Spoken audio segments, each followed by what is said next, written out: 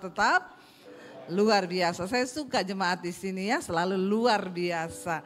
Iya, saudara, tema firman Tuhan hari ini adalah komunikasi yang sehat di dalam keluarga.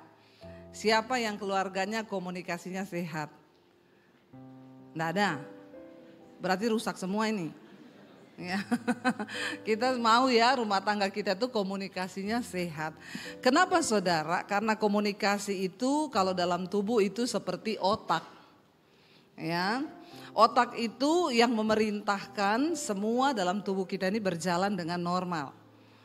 Saya kemarin kehilangan sepupu saya. Ya, dia minggu yang lalu mau pelayanan, tiba-tiba dia rasa pusing. Lalu dia pingsan, dia di depan gereja, dia mau pelayanan. Dibawa ke rumah sakit, dokter bilang pendarahan di otak, dioperasi sampai dia meninggal kemarin. Dia tidak sadar. Kemarin ya dapat kabar dari suaminya waktu pagi sebelum dia meninggal. Suaminya bilang, kata dokter, otaknya sudah tidak berfungsi karena batang otaknya sudah mati.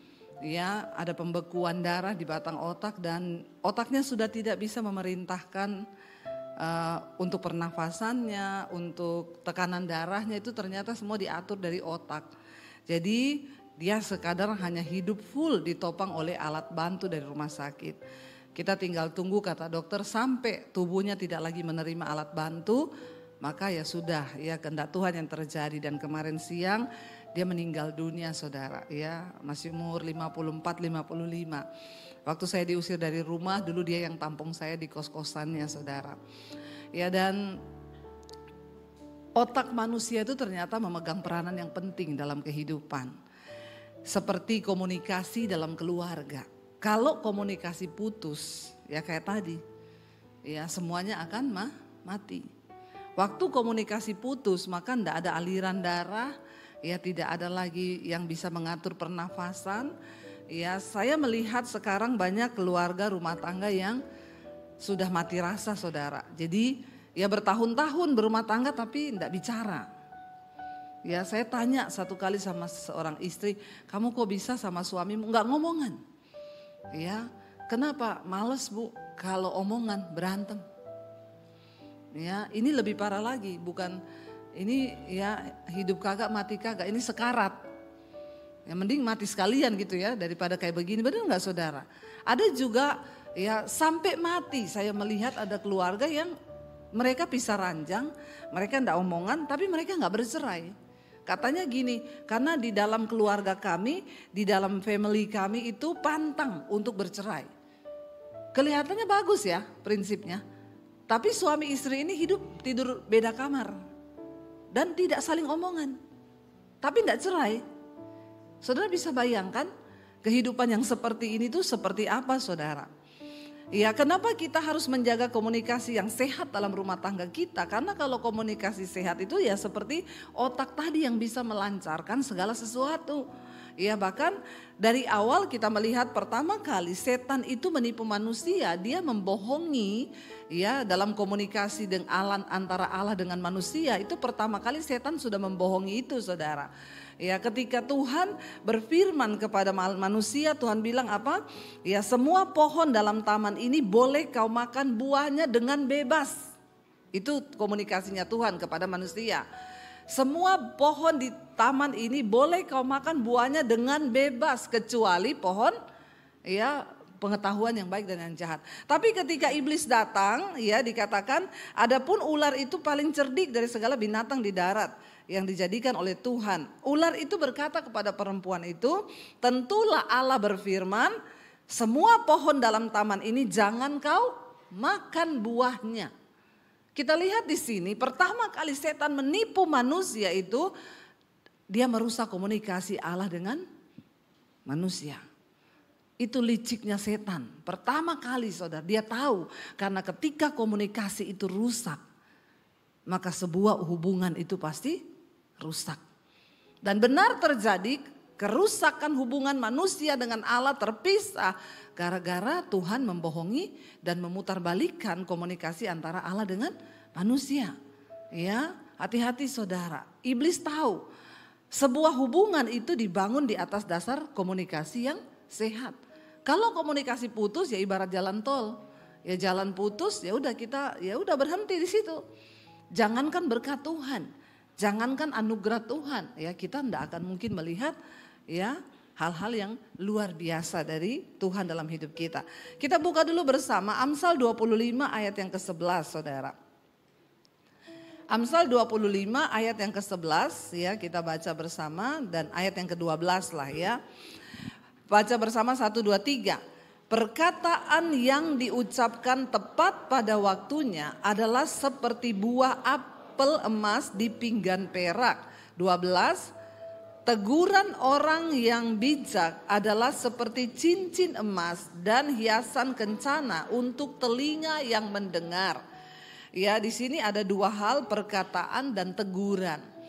Di dalam komunikasi itu ada unsur perkataan, nasihat, ada teguran. Ya, dikatakan di sini bahwa perkataan yang diucapkan tepat pada waktunya adalah seperti buah apel emas di pinggan perak. Kenapa seringkali terjadi pertikaian dalam sebuah keluarga?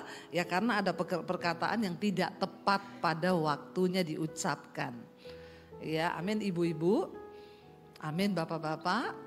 Ya, kalau belum tanggal gajian ibu-ibu enggak usah dulu ngomong soal uang ya. Karena itu tidak tepat waktu. Ya, bisa menyulut emosi ya. Jadi kita nih harus bisa membaca situasi. Kalau suami lagi sakit kepala, ya jangan ngomong hal-hal yang bikin runyam ya. Karena perkataan yang tepat pada waktunya itu ya hasilnya luar biasa. Ya, tapi namanya manusia ini kan kita seringkali lepas kontrol kan. Karena ada ego, ya ada emosi sehingga kenapa terjadi pertikaian, pertengkaran bahkan perceraian karena kebanyakan perkataan itu disampaikan tidak tepat waktu. Ya, kita perlu menjaga diri di sini. Saya dan suami pun mengalami proses yang begitu luar biasa karena orang Solo sama Sulawesi ini beda. Ya, kalau orang Solo itu ya ngomongnya direm terus, lah orang Sulawesi bablas remnya. Ya jadi ya kita aja kalau naik mobil dia kalau nyetir saya bilang gas ya gasken ya dia kalau saya yang nyetir di tol non rem ya memang seperti itu saudara ya tapi ya kita kan lama kelamaan ada waktu namanya manusia itu semua harus belajar. Saya kalau lihat muka suami saya lagi jengkureng tuh orang Jawa bilang itu jangan ngomong, tunggu dulu aja. Ya saya semakin hari semakin memahami dia. Ya nanti kalau dia, ya karena dia kalau begini tuh lapar. Ya, nah kalau dia begini, coba saudara ngomong apapun tuh salah.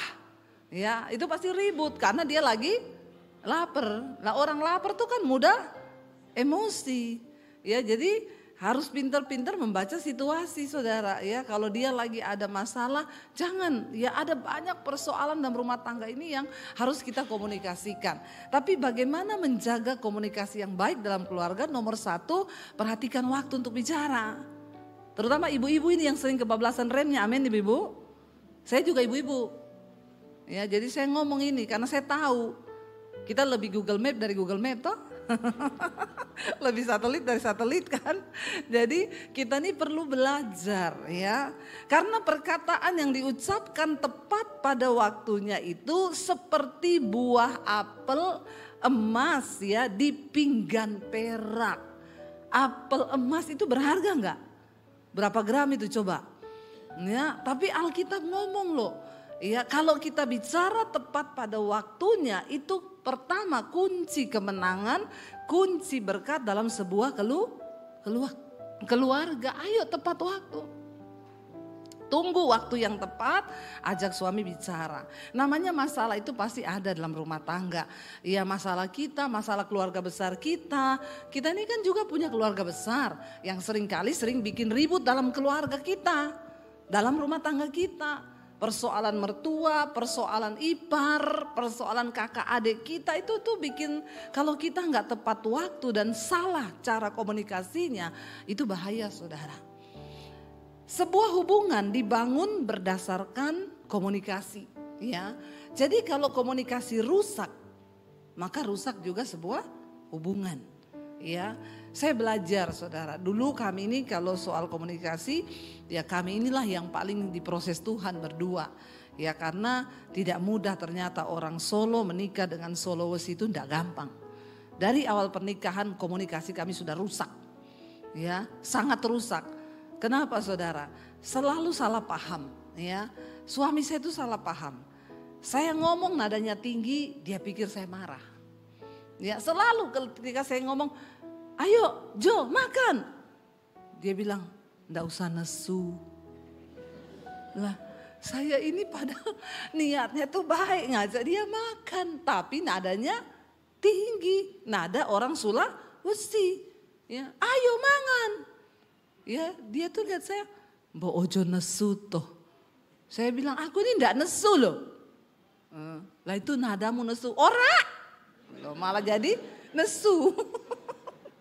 Karena ya komunikasi kami ini dari awal itu aduh saya tuh stres dengan urusan komunikasi antara kita berdua.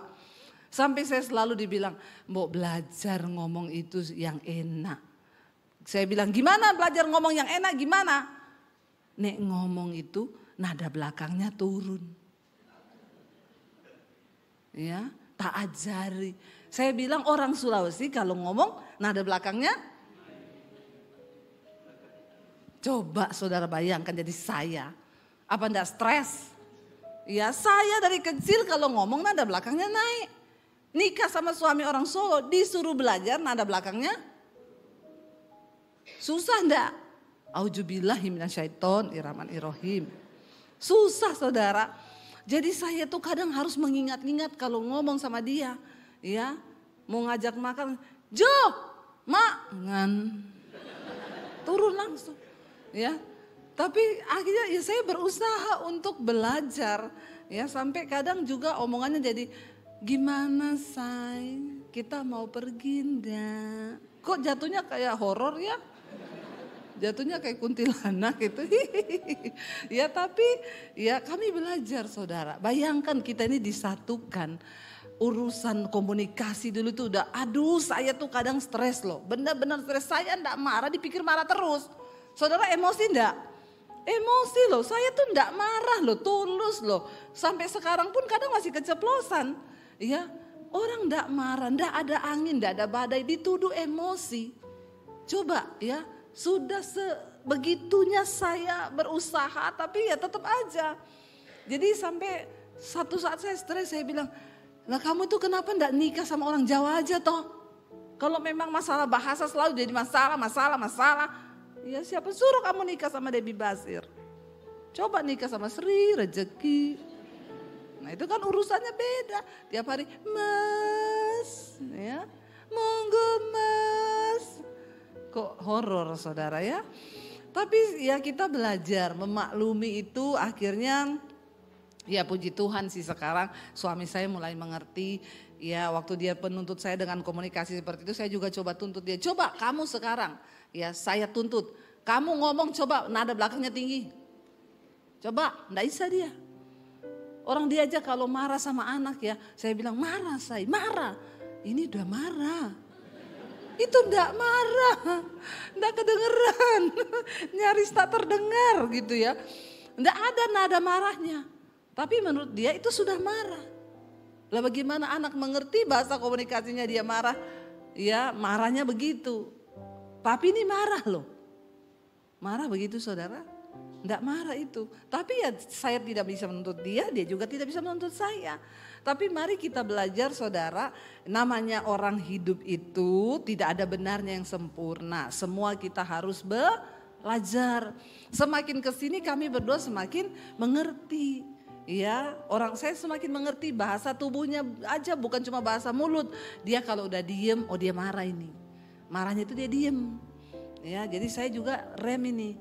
Ya, karena dia sudah diem ya saya ngerem. Oh dia tuh marah.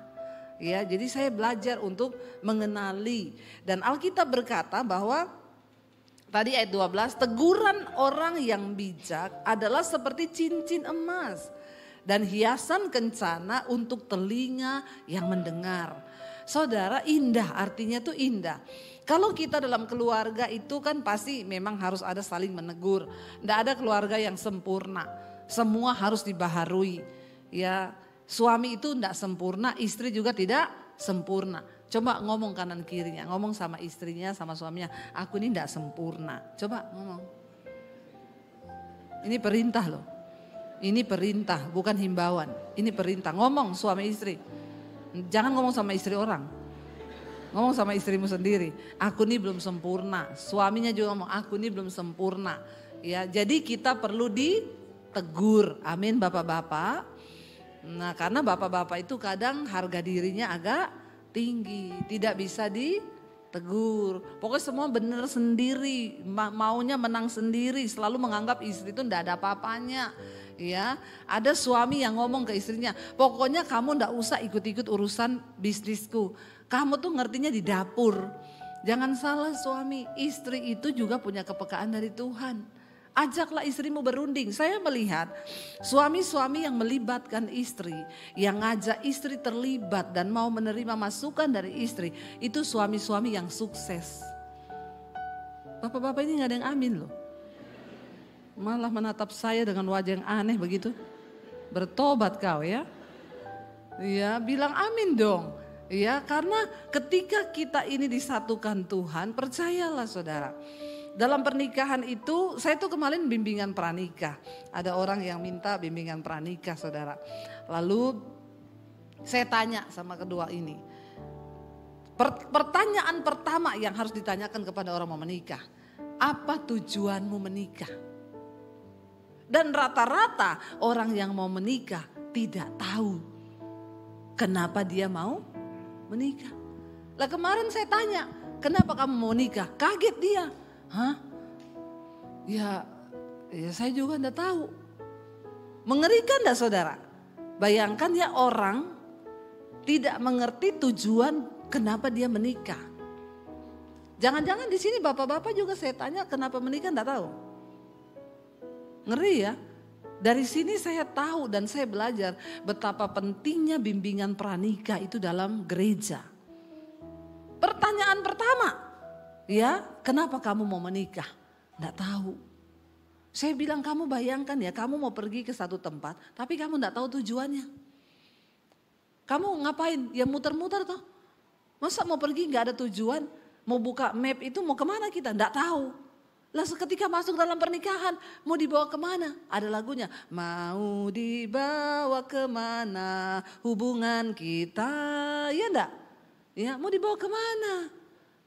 Sedangkan tujuan aja tidak tahu. Ya, kenapa Tuhan itu mau kita itu menikah?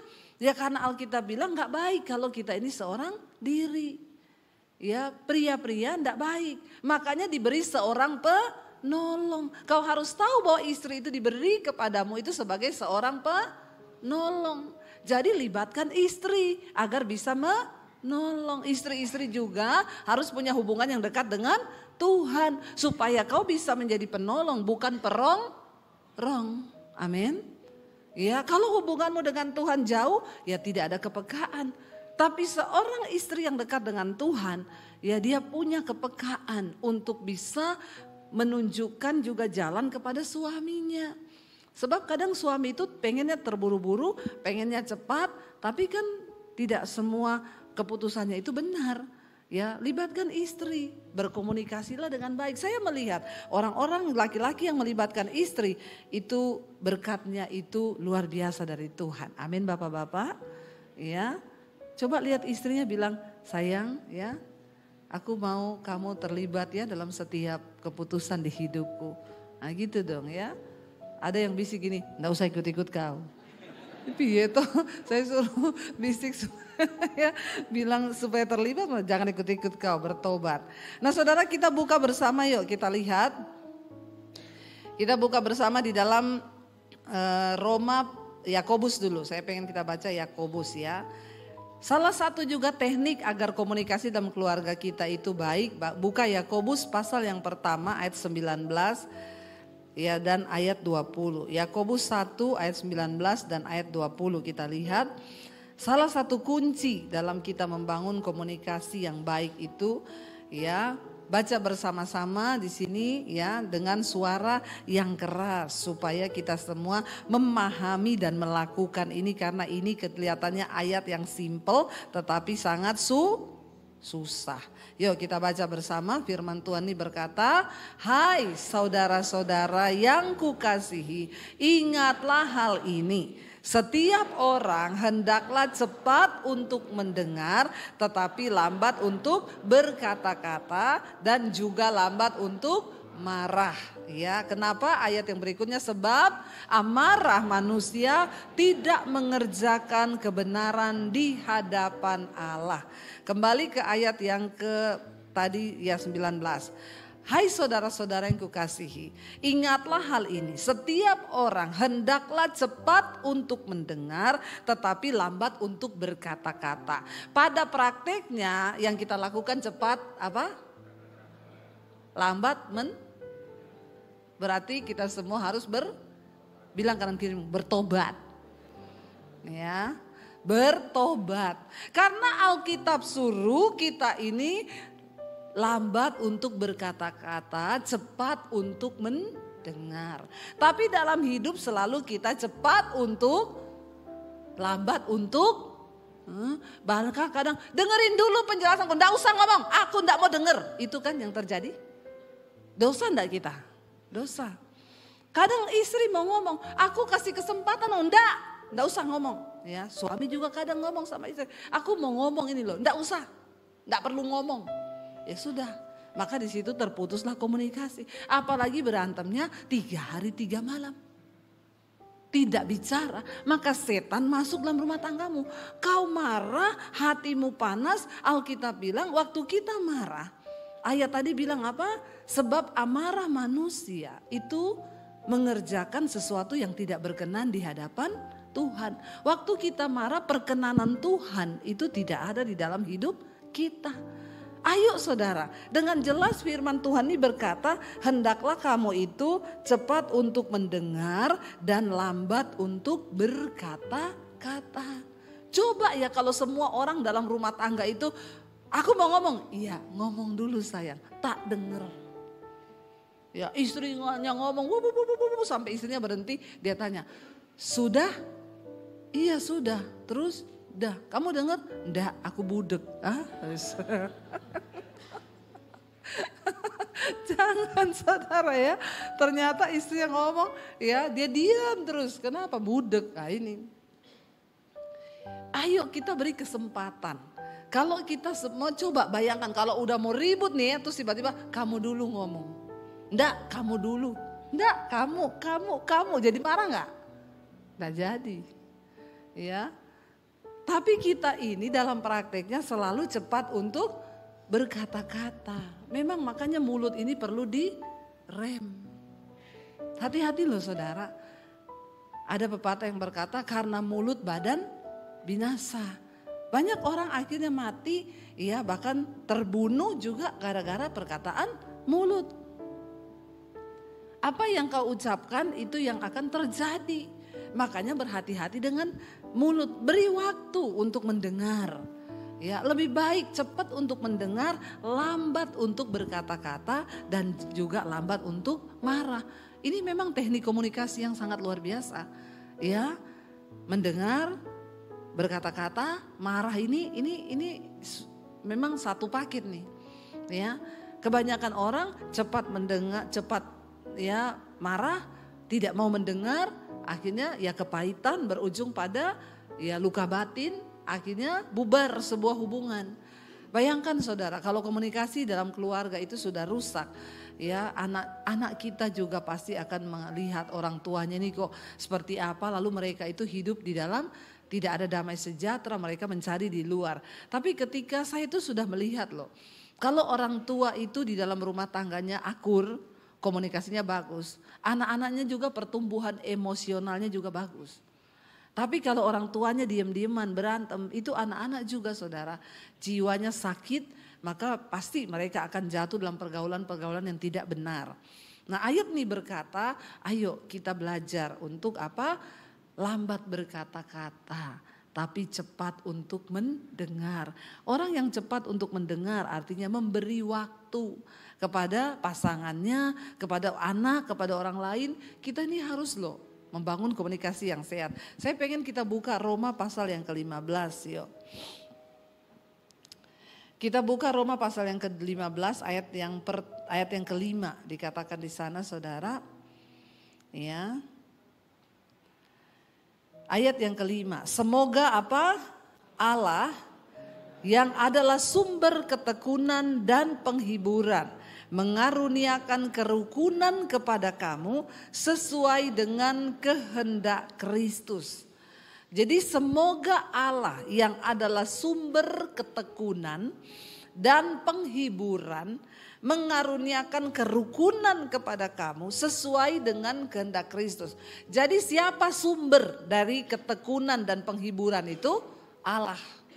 Nah kalau kita ini dalam keluarga mau komunikasi kita sehat, maka kita harus melekat pada sumbernya. Saudara nggak mungkin membangun komunikasi yang sehat dalam keluarga kalau hubunganmu dengan Tuhan saja tidak benar. Kalau seseorang hubungannya dengan Tuhan itu rusak, maka pasti hubungannya dengan sesama juga rusak. Ya, tapi kalau orang itu melekat pada sumber itu sendiri, maka dia menerima sesuatu yang baik dari sumber itu. Ya, istri yang takut Tuhan, yang hidup dekat dengan Tuhan, itu tidak akan menjadi sumber kegaduhan di dalam keluarga. Suami yang melekat pada Tuhan, yang hidup takut Tuhan, yang mencintai firman Tuhan, juga akan menjadi sumber berkat di dalam keluarga.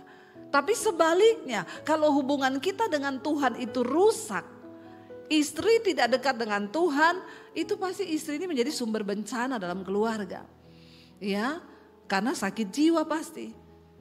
Ya, orang itu jiwanya bisa dipulihkan kalau kita dekat dengan Tuhan. Jadi istri itu tidak baper, koper, bagasi. Iya kan? Ya, apa itu baper? Bawa perasaan. Koper, korban perasaan. Kalau jadi baper, koper, bawa perasaan, korban perasaan, jadinya bagasi. Bahagia enggak, sedih iya. Amin. Ya, jadi ingat-ingat itu. Ya. Bahaya ini saudara, kalau kita jauh dari Tuhan tidak melekat pada sumber, yaitu dikit-dikit baper. Suami ngomongnya A, kita nangkapnya Z. Ya, karena memang kita lagi sakit jiwa. Karena tidak melekat kepada Tuhan, apa-apa dikit baper. Dulu saya begitu tuh. Ya. Suami ngomongnya siapa, saya nangkapnya siapa. Saya bisa tersinggung sama ipar, saya berantem sama suami. Padahal saya marahnya sama ipar saya, ya, dan belum tentu memang seperti itu. Padahal karena sayanya sendiri yang, yaitu tadi baper, jadi koper, korban perasaan. Terus-terusan merasa aku nih korban. Orang itu kalau sudah mentalnya korban, bahaya loh saudara. Ya, bayangkan istri-istri yang seperti ini membangun keluarga, maka anak-anakmu juga seperti itu. Sekarang kan banyak tuh anak-anak yang merasa dia menjadi korban, apalagi Gen Z sekarang ini, saya suka bilang nih Gen Z. Ya, supaya mereka tuh punya power, tenaga. Ya, Gen Z sekarang ini paling riskan saudara, karena merasa terus-terusan korban. Nggak tahu apa yang salah, Gen Z sekarang ini, generasi sekarang dibesarkan dengan media sosial. Ya, tidak dengan firman. Jadi imannya ya gampang melempem. Banyak yang menjadi korban. Apalagi lihat papa mamanya nggak akur, ya sudahlah, ya dia curhat. Anak saya itu loh dikit-dikit ngomong sama saya, tuh loh mam, temenku jam 1 malam nelpon mau curhat, katanya besok mau cari psikiater. Saya bilang sakit jiwa apa lagi temenmu itu? Nggak tahu, ya. Tapi memang sih orang tuanya nggak akur, ya. Jadi anak saya jadi tempat pelampiasan. Dengerin dong curhatku sebelum saya ke psikiater besok. Ya, kata psikiater saya ini sakit jiwa sudah stadium akhir. Ya, cuma yang anehnya saya bilang sama anak saya, kamu suruh mereka tuh ke Tuhan. Anak saya bilang, kamu tuh ke Tuhan. Aku juga kadang-kadang sumpek, tapi aku dengar lagu rohani, udah nangis, udah selesai. Ya, jawabannya apa tahu nggak teman-temannya? Kayaknya Tuhan nggak bisa tolong deh kalau yang satu ini. Saya bilang kalau dia bilang gitu ngomong aja ke setan sana. Siapa tuh setan bisa tolong kau. Ngeri nggak saudara? Udah stres, disuruh datang ke Tuhan, ngomongnya Tuhan gak bisa nolong. Lah kalau Tuhan gak bisa nolong, ikut siapa coba? Iya, bertobat loh. Ini keadaan zaman sekarang anak-anak muda ini. Ya saya bilang sama anak saya, ya udahlah kamu menjadi berkat lah buat teman-teman. Banyak sekali saudara yang curhat katanya sudah ke psikiater nih anak-anak muda ini. Saya bilang astaga baru umur segitu, belum berumah tangga ini belum. Ya belum berumah tangga, sudah jadi langganan psikiater. Dan ngomong Tuhan gak bisa tolong. Dan mereka ini anak-anak orang Kristen yang setiap hari Minggu tuh ke gereja. Tiap ada konser rohani nonton. Di gereja juga kalau nyanyi lompat-lompat. Maka saya bilang hati-hati saudara. Kita gereja jangan kehilangan kuasa. Ya bukan hanya sekedar lompat-lompat. Tapi orang harus ketemu Tuhan. Kenapa? Karena dikatakan Allah adalah sumber. Sumber ketekunan, sumber penghiburan, ya sumber kerukunan, sumber damai sejahtera. Kalau semua anggota keluarga mendekatkan diri kepada Tuhan, maka rumah tangga itu menjadi luar biasa. Ya, tidak gampang kecewa, tidak gampang tersinggung, tidak gampang terluka. Bapak-bapak, ya saya mau bilang nih sama bapak-bapak sebagai imam dalam keluarga. Keluargamu itu dibawa kepada Tuhan itu tergantung dari bapak-bapak lo di sini. Karena Alkitab berkata setelah Kristus itu ada suami sebagai kepala keluarga. Ya, dan saya temukan banyak dalam keluarga Kristen justru yang hubungannya dengan Tuhan rusak itu adalah bapak. Tapi di sini tidak, semuanya bapak-bapaknya luar biasa. Insya Allah. Ya, semoga. Mengerikan. Kenapa banyak keluarga dan rumah tangga Kristen hancur? Karena fungsi Alkitabiah di dalamnya itu hilang. Alkitab berkata setelah Kristus ada suami sebagai kepala keluarga. Suami itu harus membawa keluarga ini dekat kepada Tuhan. Yang ada kalau suami diajak doa, doa yuk. Kamu aja yang doa, nanti doakan saya ya, titip. Nih banyak bapak-bapak begitu.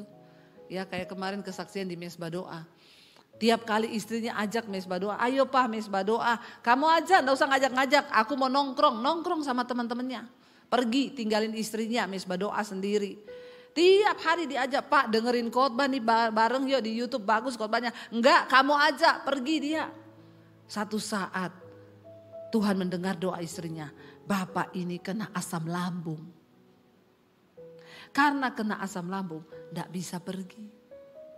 Asam lambung itu siksa saudara. Ada di sini yang pernah kena asam lambung? Ya, enggak ada? Semoga tidak ada, jangan ada. Yang namanya asam lambung itu kalau kena kayak mau mati. Saya pernah sekali gara-gara pelayanan capek perut kosong makan duren Makassar. Waduh itu gasnya saudara. Itu saya asam lambung saya naik. Di situ saya baru pertama kali rasa aduh kayak asam lambung tuh kayak gini tuh. Mau mati saya bener. Nggak bisa berdiri, nggak bisa duduk, nggak bisa tidur. Jadi di kamar hotel saya nyandar di meja begini. Tuhan tolong Tuhan Yesus Tuhan. Ternyata nggak bisa gerak. Itu asam lambung kalau naik, itu saya baru rasa sekali itu. Nah itu gitu suaminya kena asam lambung. Diajak istrinya, ayo Pak mesbah doa, sudah asam lambung, gak mungkin nih. Kau saja mau nongkrong, kagak kan? Ayo Pak asam lambung, ayo Pak asam lambung. Ayo Pak mesbah doa, puter, mau denger mesbah doa. Karena sudah kena asam lambung. Enggak sembuh-sembuh, periksa ke dokter, dikasih dokter obat saudara. 1 kresek. Diminumin enggak sembuh juga. Akhirnya mulai ngomong ke istrinya, aku mau cari Tuhan. Ternyata minum obat juga enggak sembuh, makanya cari Tuhan. Satu saat pas dia cerita dengerin khotbah saya di YouTube, dia ambil semua obatnya dia buang dalam nama Tuhan Yesus. Aku sembuh dekat sama Tuhan. Tiap hari mulai dengar khotbah, mesbah doa, sembuh tanpa obat. Sampai hari ini tidak pernah kumat. Dan sekarang setiap hari mau dengar firman Tuhan. Jangan tunggu bapak-bapak kena asam lambung dulu. Jangan tunggu terbaring sakit dulu. Karena sebuah keluarga rumah tangga itu dipulihkan waktu kita ini kembali kepada Tuhan. Sebab dengan jelas ayat firman Tuhan tadi berkata, ya biarlah dikatakan tadi apa? Allah yang adalah sumber ketekunan, sumber penghiburan itu mengaruniakan kerukunan kepada kamu sesuai dengan apa dikatakan? Ya, kehendak Kristus Yesus. Dikatakan di sana, ayo saudara, kita mau sungguh-sungguh untuk ya menjadi orang-orang yang dipakai Tuhan, untuk sungguh-sungguh menjadi orang-orang yang mau dibentuk oleh Tuhan. Coba kita lihat, kita kembali di Roma 15 tadi, ayat yang pertama sampai dengan ayat yang keempat, saudara. Di sini juga ada satu tips yang saudara perlu catat. Ini ayat dicatat, saudara pulang baca lagi di rumah ya. Ini salah satu tip kita di dalam rumah tangga membangun ya rumah tangga yang sehat, komunikasi yang baik. Kita yang kuat apa? Wajib menanggung kelemahan orang yang tidak kuat. Dan jangan kita mencari kesenangan kita sendiri. Ayat 2, setiap orang di antara kita harus mencari apa? Kesenangan sesama kita demi kebaikannya untuk apa? Untuk membangunnya. Ya. Karena Kristus juga tidak mencari kesenangannya sendiri. Tetapi seperti ada tertulis, kata-kata cercaan mereka yang mencerca engkau telah mengenai aku. Ya, dan dikatakan di sana saudara, sebab segala sesuatu yang ditulis dahulu telah ditulis untuk menjadi pelajaran bagi kita, supaya kita teguh berpegang pada pengharapan oleh ketekunan dan penghiburan dari kitab suci. Dan ayat yang berikutnya baru dikatakan semoga Allah ya sumber ketekunan. Jadi bagaimana kita ini saudara untuk membangun rumah tangga dan komunikasi yang baik? Ayo, yang kuat wajib menanggung yang lemah. Marilah kita mulai belajar mencari kepentingan dan kesenangan ya bagi semua anggota keluarga kita, dan jangan mencari kepentingan diri sendiri dalam keluarga.